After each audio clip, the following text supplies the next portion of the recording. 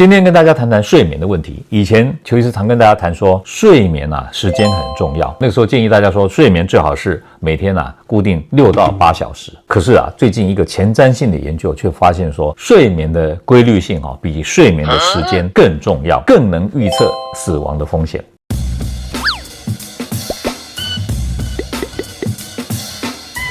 健康加財富，知足就是福。在今天節目開始之前，邱醫師想先問大家一個問題：你的睡眠規不規律？如果你每天都有固定的時間睡覺，固定時間起床，請在下方留言區裡面打1。如果你有時候早睡，有時候晚睡，睡眠時間不規律，請在下方留言區裡面打0。接下來就要跟大家分析這種睡眠時間的規律性呢，對健康到底有什麼影響？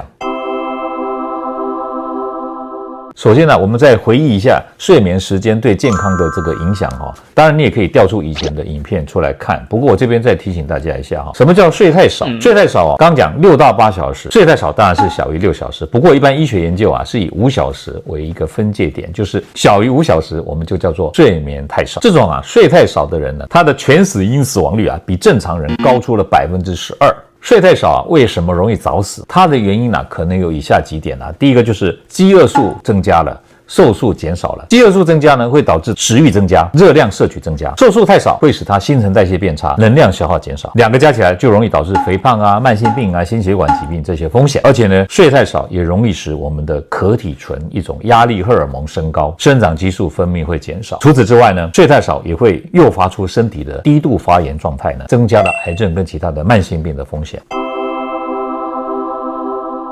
至於睡太多，它的定義是每天睡眠時間超過9個小時。每天睡眠超過9個小時的人呢，全死因死亡率呢比正常人高出了30%。為什麼會睡太多導致死亡率增加？其實並不是說睡太多會有一些什麼身體的健康的變化，而是說呢，這種睡太多的人呢，通常他本身是有一些問題的。例如說，這些人呢，通常是有一些憂鬱症的問題，低的社會經濟地位，有失業的問題，或者他活動力本身就比較差，還有他有一些未診斷的健康上面的問題，一般的健康狀況不佳，還有他是因為癌症引起的疲勞这些狀況，那本身就是身體已經不健康了，所以才導致他的睡眠時間太長，是這樣的關聯。這種關聯性呢，導致一個統計學上發現說睡太多人呢，普遍的死亡率是比較高的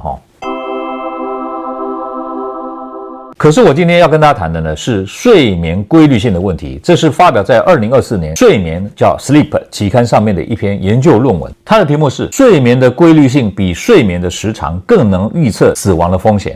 一項前瞻性的隊列的研究。這項研究主要就是從英國的生物樣本庫，有點類似像台灣的健保資料庫這樣子，找到了6萬名參與者，進行了長達了6年以上的追蹤的研究。它主要的發現有幾點。第一點，睡眠的規律性是長壽的關鍵。睡眠的規律性，它的意思就是說，每天的入睡跟起床的時間呢，有一個一致性。研究显示发现说，這種睡眠最規律的族群跟睡眠不規律的群體相比全死因的死亡風險呢，降低了20%到48%，相當明顯的差距除了全死因的死亡風險降低以外呢，睡眠規律性高的人，癌症的死亡風險呢，也降低了16%到39%。他的心血管疾病死亡的風險呢，也降低了22%到57%。所以這個研究明確的指出說，在預測死亡風險方面呢，睡眠的規律性呢，比睡眠的時間呢，有更強的預測能力啦。這個研究呢，給我們一個啟發，就是說我們不應該只關注這個時鐘上的這個數字，就是睡眠的時間，睡幾個小時。我們更應該在意的是我們身體這種生理時鐘的穩定性，最好能夠維持每天固定的時間睡眠，每天固定的時間起床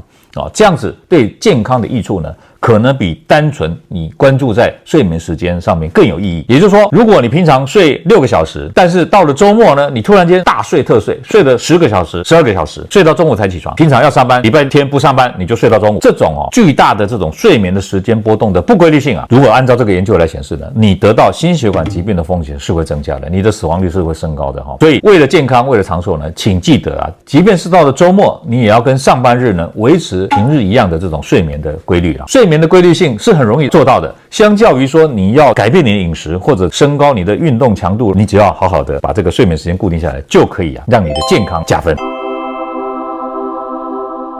這種固定時間睡覺是一個相對簡單，而且呢幾乎是零成本的這樣的一個健康的一種干預的手段，對於癌症風險跟心血管疾病風險呢都有實質性的这個降低的效果了。這項研究呢最後也建議說，公共衛生的一個準則，除了建議大家睡眠時長以外呢，其實應該更積極的推廣睡眠的規律性，把它視為提升健康、降低死亡率的重要指標。所以大家檢討看看自己的睡眠是不是有這樣的規律性。如果平常上班你早睡早起，到了假日你因為一夜狂歡，經常有這種到半夜不睡覺，然後隔天睡到中午甚至睡到下午，那你是應該要開始要改变一下了，免得上了年紀以後这個癌症風險增加，心血管疾病風險增加，然後呢健康餘命減少這個是最可惜的地方。好，希望今天分享內容呢對你有所幫助，歡迎大家訂閱邱醫師的頻道，按讚分享，打開小鈴鐺，獲取最新的訊息。我們下回再見，拜拜。